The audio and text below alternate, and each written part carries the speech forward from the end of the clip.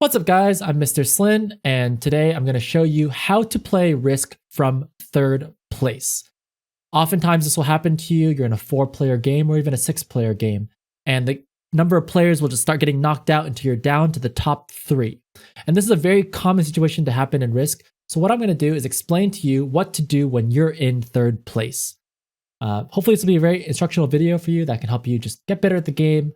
I've been playing a lot of Risk lately, so I just figured I'd be giving you some tips that can help you to improve in your games and when you're playing in ranked. A little bit about myself, I'm a Grandmaster Risk player. I've been playing now for about a year, have like a little bit over 100 hours in the game, and I played originally on my cell phone, but now I play on Steam, and I'm in like the top like 4,000 players. So I'm pretty good at the game, not like the best in the world at the game, but I have a pretty good understanding of how the game works, and I primarily play on the classic map in Fixed.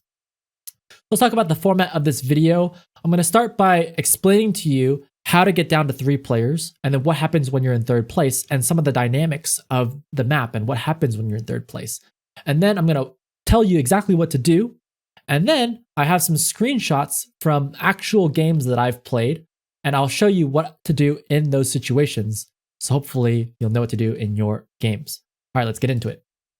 So I'm not very good at animating. I'm not very good at video editing, and basically whenever I need to teach someone something, I use MS Paint.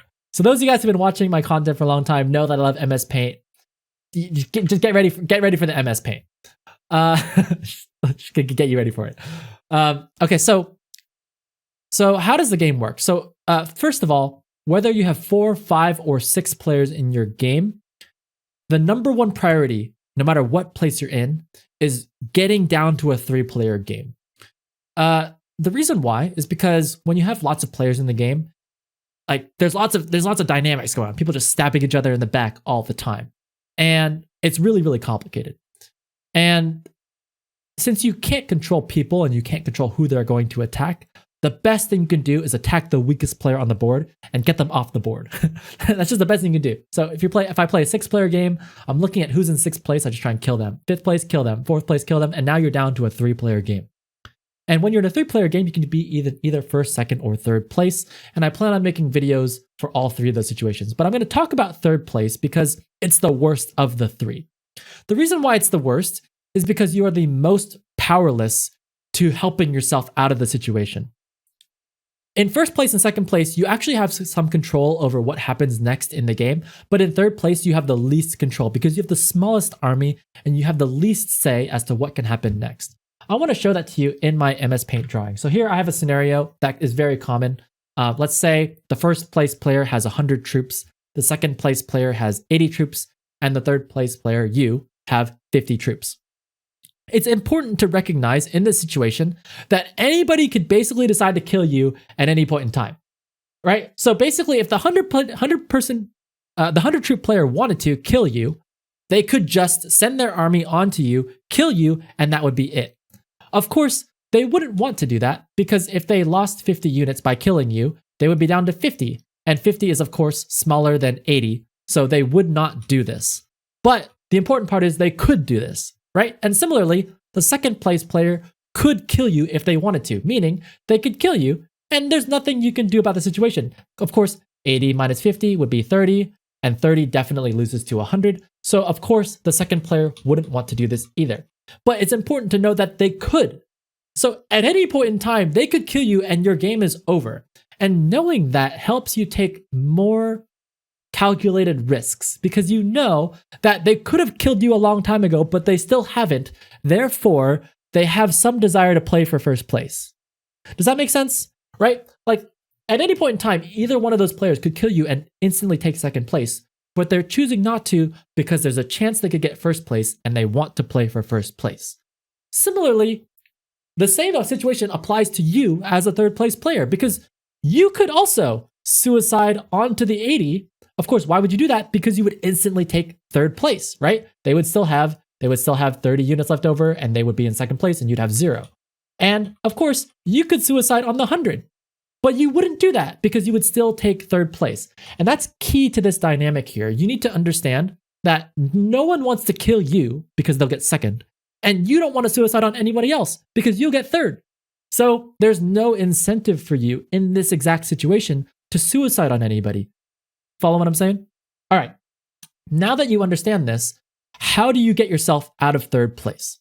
Well, since you are in the weakest position of the three positions, there are basically only two things that you are able to do. The first thing, it's not the best one, but it does happen in a lot of games, is that you can cross your fingers and hope that these two people kill each other. That's what you can hope for. And this happens in a lot of games. So, you're laughing at it, but like it does happen in a fair number of games where first place goes up and starts killing second place, and they've reduced themselves down, blah, blah, blah. And now somehow your 50 doesn't look so bad because now each of those guys have like 40 each or something like that. That is the first thing you can hope for.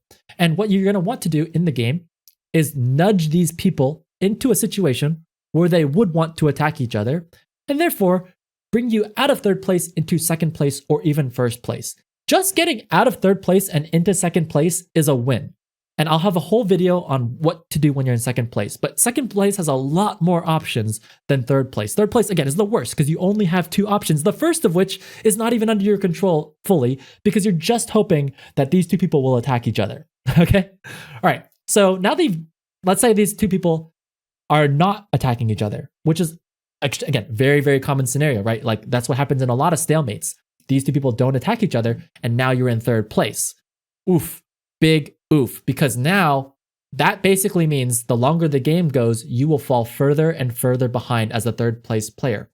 So when you see this happening, when you notice that there is no conflict between these two players and there's a truce, you need to change the game by flipping things around. And you can't attack the second place player because, again, you'll just end up in third place. So the only thing you can hope for in that scenario is attacking the first place player.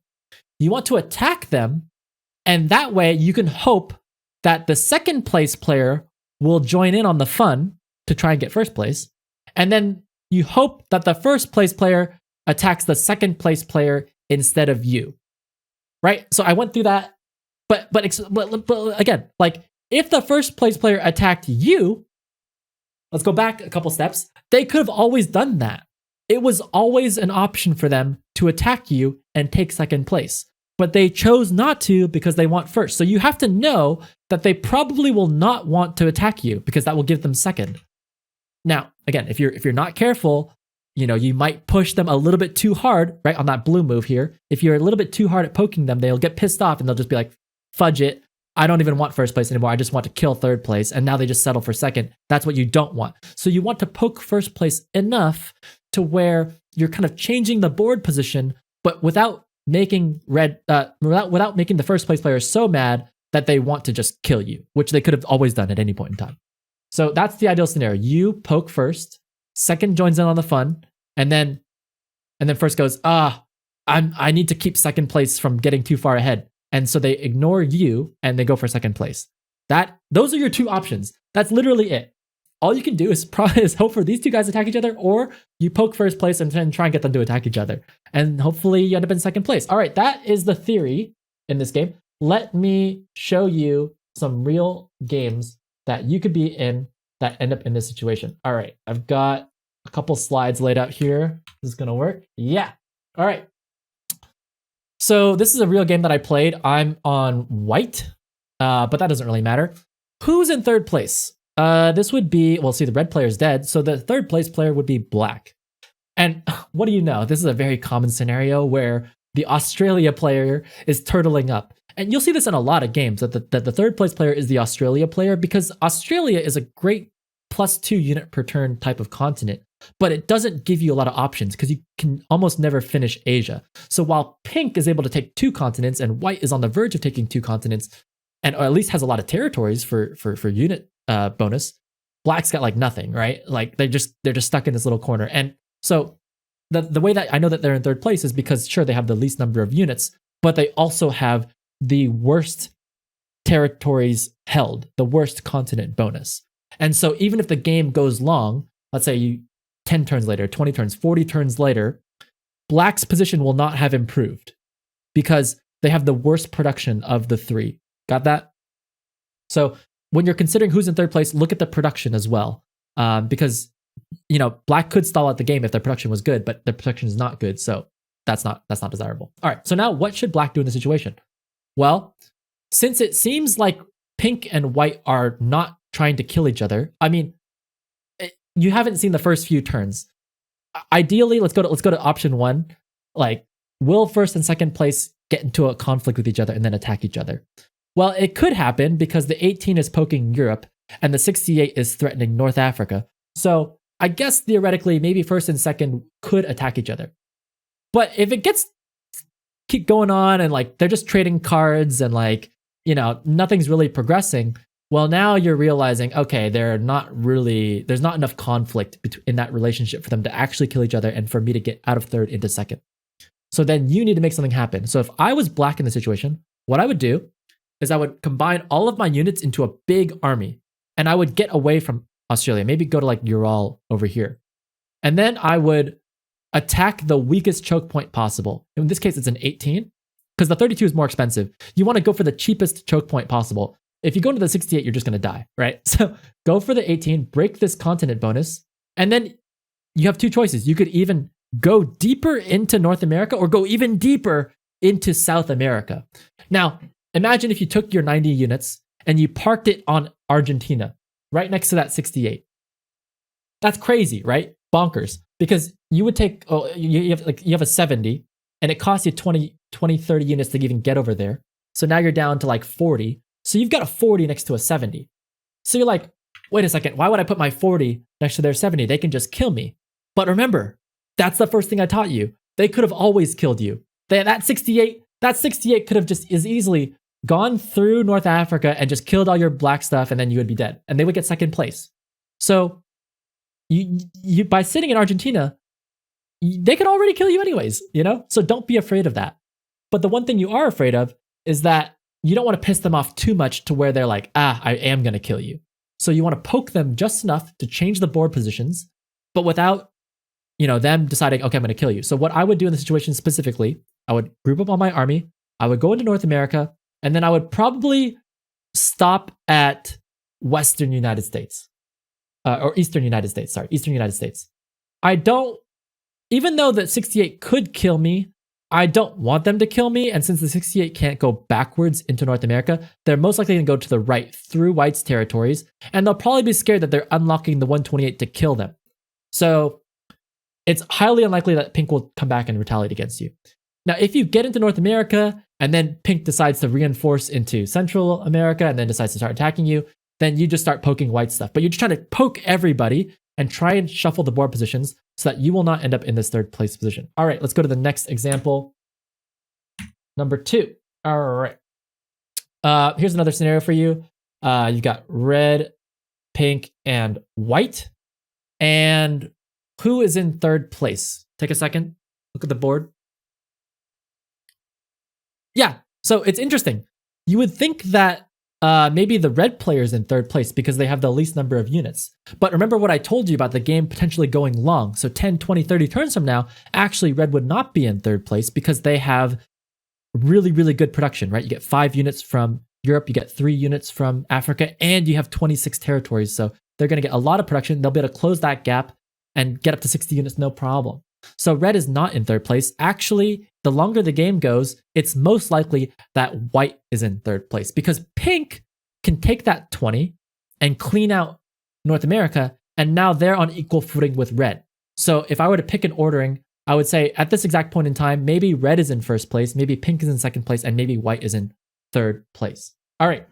So now that we know who's in third place, which is the white player, what should we do? Well, we should first wait to see if red and pink will attack each other. But it doesn't seem likely in this specific scenario because unlike the last scenario, well, I'll show you the last scenario, where there was like an 18 attacking Europe and a 68 on the border.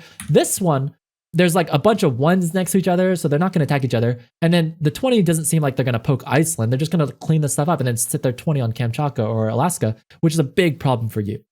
So since there's not enough conflict here, I recommend that you look a couple of steps into the future and you ask yourself, should I shuffle this board position? So since it's early game, like we're not into the hundreds of units yet, you might just be okay taking just Asia and sitting on it and then waiting to see a couple more turns to see if pink and red attack each other. But if it starts going on and you realize they're working together, you will do what I told you in the first example and shuffle the board position to get out of third. All right. And by the way, a lot of players will make the mistake of waiting a really long time before they do this move. Like they'll just wait. They'll take Asia and they'll just sit there for like 10 turns. And meanwhile, 10 turns later, with red getting like 18 units a turn, they're like way far behind. It's just too late, right? So act early. Like do something now while you have a 20 unit lead over red. Do it now. Don't wait too long to wait and see if these guys will attack each other or not. Like you could wait and see, but my personal preference, I go now. Because in the last situation, I had to break through 18 units as the cheapest choke point. In the second example, there's plenty of cheap choke points, right? Everything is a 1. Everything is a 1. You can break anything easily. It's so easy. So do it early, especially when you have a unit lead. And that can happen a lot because in a game like this one, you take Australia. It's very easy to take Australia and you're getting lots of units per turn before these guys have even finished their continent. So in a lot of games, the Australian player will be out to a bit of an earlier lead, which will help them shuffle the board position. All right, into the third example. Okay, wow, really low unit counts here. We've got 30, 34, 39. Take a look at the board here. Who do you think is in third place? Well, you've got pink, who has 1 continent, and it's a pretty dang good one. It's got 3 units per turn. You've got white with 2 continents getting 4 units per turn, and then black has no continent getting no units per turn. So I would say black is in third place. And it just so happens that I was the black player in this game. Units are very close. So it's anybody's game right now. Actually, black could even go down into Australia and take that if they were really so adventurous. But why would you do that right here? Because now white's going to finish North America, pink's going to finish Europe, and now you're back into that third place position. So why would you even go for that, right? So what I did in this situation, I recognized that I was in third, and I decided that I didn't want to become the totally Australia player. So I actually went into North America instead, and I ended up with this board position. I ended up with this board position. So I intentionally decided that I would not get Australia and end up in the third place spot. And I shuffled it, right? So now I'm in the second place position, right? Pink is clearly in first place with 54 units and 4 cards and the best continent. But once they finish Europe, I'll finish North America. And now white is the one getting squeezed in third place. Sure, white had more units at a point in time and had 2 continents. And what did I do? I acted quickly, right? I shuffled the board before it got a chance to settle down. And now I'm in a position where, 10 turns from now, 20 turns from now, white is the one getting squeezed. So now the pressure is on white to break this situation. Okay, now on to you guys. I took the same exact example number 3, and I say, okay, now you realize that the white player is in third place, right? So what should white do in this situation? Right, so white knows that the longer the game goes, this is really bad for them because pink and black both have better production than them. So if I was white, I would consider taking more of Asia, and then I would do a wait and see to see if pink and black would attack each other, right? Because again, the first thing you want to do is wait to see if first and second place will attack each other. Don't just shuffle the board as the first thing you think of because you're like, oh my God, this looks like a bad situation. Give them a chance to maybe attack each other, because if they do that, you're seen as the good guy, right? What do I mean by that? Like, you didn't instigate anything, and these 2 people attacked each other, so they therefore don't like each other, and they will attack each other, and then you could just naturally get into second place. Whereas if you shuffle the board, you had to take an action to do that, which costs you units, and you're seen as a little bit of an annoyance because you shuffled it. And when you shuffle it, you also have to pick and choose who you're going to annoy more or less than the other person. So now people kind of don't like you. So that's why the shuffling is the second thing that you would do. The first thing you do is just kind of wait and see. And I like this board position because the 10 is next to the 1 over here in Brazil. So maybe there's a chance that the 10 would eventually maybe poke that. I'm not sure. So that's why I pay very close attention to the game to see what kind of player is that player? Is pink the kind of player to attack that, or is pink the kind of player to kind of sit there? And as you can see, between the first and second versions of the screenshot, the board position hasn't changed much for pink. Where am I? Yeah, like pink was in this position 3 turns ago, and they're in the same exact position later. You know what I mean? Like nothing has changed for pink. So, you know, pink might be the kind of player who isn't going to poke black in South America, and then you can read that and you can know how to shuffle the board in the future. All right. I hope this video was helpful. If it was too much into the weeds, if it was like way too theoretical, let me know. But, you know, when I was starting to get better at Risk, I didn't have someone making those kinds of videos for me. And I wish someone had made those videos because I had to like watch a lot of videos from other Risk YouTubers and try and figure out, okay, what's the strategy? And I'm hoping that I can just spell it out for you and that this was helpful. So if it was, definitely leave a like and subscribe for more Risk content. Also, check out my Twitch stream. I'm live every day, 9 p.m. till midnight Pacific time. Feel free to drop by and ask me questions there, or you can also pop into my Discord and DM me if you would like to, or ask, you know, just get involved in the community and start talking about Risk. But anyways, hope you enjoyed the video. Thanks so much for watching. Catch you guys next time. Peace.